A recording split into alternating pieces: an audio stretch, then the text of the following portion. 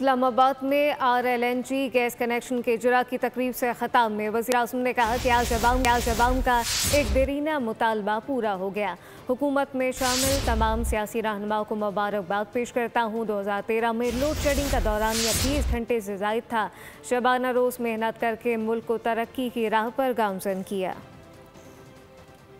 ایک انتہائی دیرینہ مطالبہ جو کہ پورے پاکستان کے عوام کا تھا کہ گھریلو صارفین کے لیے گیس کا کنیکشن ان کا ایک اہم ترین تقاضا تھا۔ آج وہ دن آیا ہے، پورے پاکستان میں اس کا اجرا کیا جا رہا ہے۔ جب 2013 میں حکومت بنی تو 20 گھنٹے کے پورے پاکستان میں بجلی کے اندھیرے تھے، لوڈ شیڈنگ تھی۔ میں سمجھتا ہوں کہ آج یہ مخلوط حکومت جو کہ بنیادی طور پر PMLN، پیپلز پارٹی، MQM اور باپ پارٹی اور دوسرے اکابرین کو بھی مبارکباد پیش کرنا چاہتا ہوں۔ اللہ تعالیٰ پاکستان کو ترقی عطا فرمائے۔ ہمیں دن رات محنت کرنی ہے، شبانہ روز محنت کرنی ہے اور پاکستان کو آگے لے کے جانا ہے۔